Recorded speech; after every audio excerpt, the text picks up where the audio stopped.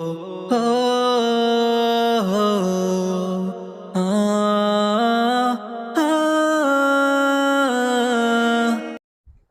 علیکم ورحمۃ اللہ وبرکاتہ۔ حکیم منور حسین صدیقی آفیشیل میں آپ سب کا سواگت ہے، ویلکم ہے، اہلا و سہلا مرحبا۔ آپ اپنا قیمتی وقت دے کر کے ہمارے چینل کو آگے بڑھا رہے ہیں، اس کے لیے جزاک اللہ خیر الجزا۔ آج کا سبق لے کے میں حاضر خدمت ہوا ہوں۔ الحمدللہ ثم الحمدللہ، تلک عشرۃ کاملہ، آج 10واں سبق ہے اور کامل طور پر ہم لوگ کامیابی کے ساتھ آگے بڑھ رہے ہیں۔ جن دوستوں نے ہمیں سپورٹ کیا ان کے لیے میں بہت بہت شکر گزار ہوں۔ اللہ تبارک و تعالی دنیا اور آخرت دونوں جگہ میں بھرپور کامیابی عطا فرمائے۔ بات شروع کرنے سے پہلے آپ سے میری گزارش ہے کہ آپ اگر ہمارے چینل میں نئے ہیں تو اس چینل کو سبسکرائب کریں، بیل آئیکن کو دبائیں اور ایک دوسرے دوستوں تک پہنچانے کا ذریعہ بنیں، تاکہ آپ کو گھر بیٹھے بیٹھے ثواب ملتا رہے، اور یہ مضمون جہاں تک یہ پھیلتا رہے گا اس کے ثواب میں آپ کی بھی حصہ داری ہوگی۔ تو کل ہم بات کر رہے تھے راحت کا نسخہ، یعنی انسان راحت کا سانس کیسے لے سکتا ہے۔ حدیث پاک میں آتا ہے کہ دین کے اعتبار سے اپنے سے اعلیٰ انسان کو دیکھنا چاہیے کہ مجھ سے زیادہ کون تہجد گزار ہے، مجھ سے زیادہ قرآن کی تلاوت کون کرنے والا ہے، مجھ سے زیادہ تسبیح و تحلیل کون بیان کرتا ہے، مجھ سے زیادہ دعوت و تبلیغ میں وقت کون لگا رہا ہے۔ دین کے اعتبار سے ان کو اعلیٰ لوگوں کی طرف نظر ڈالنی چاہیے، دیکھنا چاہیے، اور دنیاوی اعتبار سے اپنے سے اسفل لوگوں کو، یعنی کہ ہم اگر موٹر سائیکل پہ ہیں تو سائیکل والا کتنی مصیبت میں ہے، اگر سائیکل پہ ہے تو پیدل چلنے والا، اور پیدل چلنے والا ہے تو یہ دیکھے کہ کس کے پاس ایک ٹانگ نہیں ہے۔ اگر کسی کے پاس ایک ٹانگ نہیں ہے تو وہ یہ سوچے کہ میرے پاس تو ایک ہے، کسی کے پاس تو وہ بھی نہیں ہے۔ تو جب ہم نیچے والے کو دنیاوی اعتبار سے دیکھیں گے تو ہمیں پھر راحت بھی ہوگی، سکون بھی ملے گا، اور صبر کرنے، شکر کرنے کی زبان بھی ملے گی، اور ہم اللہ کا شکر بھی ادا کرتے رہیں گے۔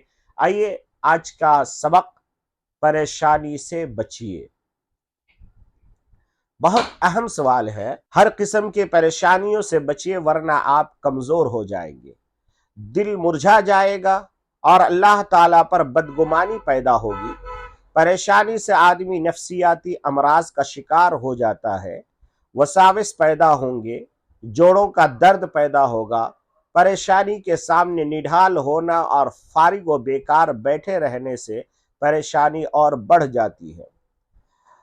اس کا حل علماء کرام فرماتے ہیں، اپنے آپ کو بزی رکھیے۔ کیسے؟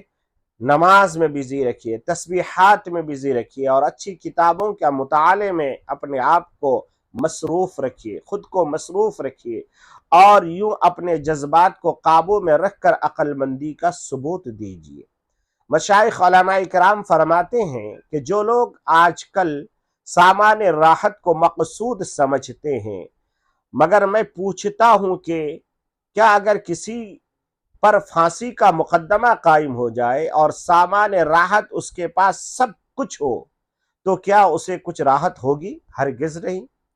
اور کچھ نہیں ہے، اور اگر ایک لنگوٹ بند ہے، یعنی صرف اس کے پاس لنگوٹا ہے اور اس کے ساتھ وہ بھی قید ہوا ہے، اور چند روز کے بعد وہ رہا ہو جائے تو گویا اس کے گھر میں سامان راحت کچھ نہیں ہے، مگر دیکھ لیجئے کہ رہائی کی خبر سن کر اس کے یہاں کیسی عید کی خوشی آتی ہے۔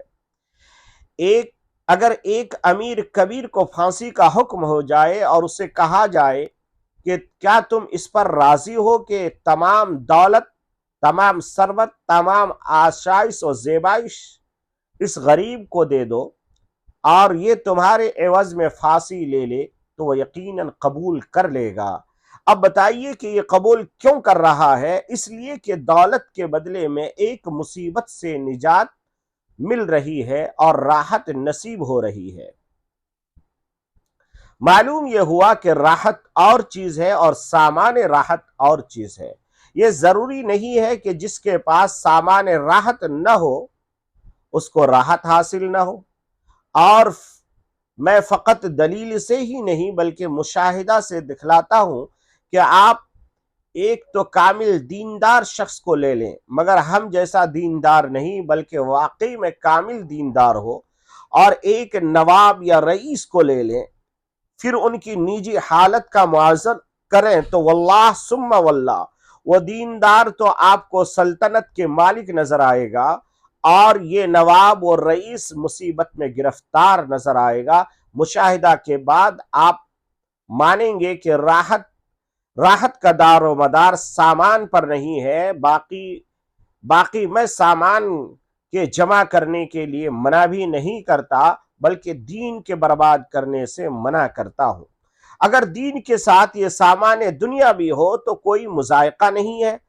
شریعت نے ضعفاء کو سامان راحت جمع کرنے کی اجازت دی ہے۔ مثال کے طور پر اگر اللہ نے آپ کو دولت دی ہے تو دولت کے ساتھ ساتھ عثمان غنی جیسا دل، حضرت عبد الرحمن ابن عوف جیسا دل، اگر ایسا دل کے ساتھ ساتھ دولت ہے تو پھر کوئی مذائقہ نہیں، اور اگر ایسی دولت ملی ہے کہ اس کے ساتھ دل ہی نہیں ہے، رمضان المبارک کا مہینہ چل رہا ہے، ضعفاء کے لیے، غرباء کے لیے، مدارس کے لیے، مساجد کے لیے سیٹھ کا ہاتھ اپنے جیب تک جاتا ہی نہیں ہے۔ اگر کوئی چندے کے لیے آ جائے تو ناک منہ چڑھانے لگتے ہیں، اور یہ کہنے پر اپنے آپ فخر سمجھتے ہیں، کیا ضرورت ہے دور دراز میں مدرسے والے چندے کو یہاں آ جاتے وہاں آ جاتے، کیا ضرورت ہے اس دور میں اتنے مدرسے چلانے کے، اسکول قائم کیجئے۔ ایسی باتیں، یقیناً اسکول بھی ہماری ضرورت ہے مگر قرآن ہماری ہی ضرورت ہے۔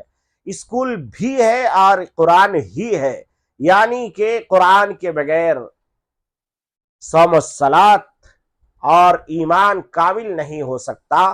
اسی طریقے سے میں آپ سے گزارش کرنا چاہتا ہوں کہ دین کے ساتھ ساتھ دولت بھی ہو، کوئی حرج نہیں، صرف خالص دنیا ہو اور دین نہ ہو تو پھر ایسی دولت سے اللہ کی پناہ، اللہ ہمیں اپنے حفظ و امان میں رکھے۔ ہاں، اللہ ساری دنیا کی دولتیں بھی عطا فرمائے، اور حضرت عثمان اور حضرت عبد الرحمن ابن عوف رضوان اللہ تعالی علیہم اجمعین جیسا دل بھی ہمیں عطا فرمائے، آمین۔ جزاک اللہ خیر الجزا۔ انشاءاللہ کل ایک اہم موضوع کے ساتھ، اہم سبق کے ساتھ پھر آپ کا بھائی حاضر خدمت ہوگا۔ تب تک کے لیے اجازت دیجیے منور حسین صدیقی کو۔ انشاءاللہ کل ایک نئے مضمون کے ساتھ آپ سے ملیں گے۔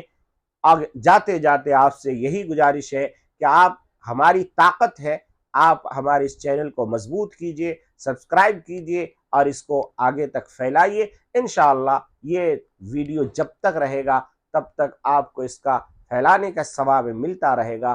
جزاک اللہ خیر الجزا۔ السلام علیکم ورحمۃ اللہ وبرکاتہ۔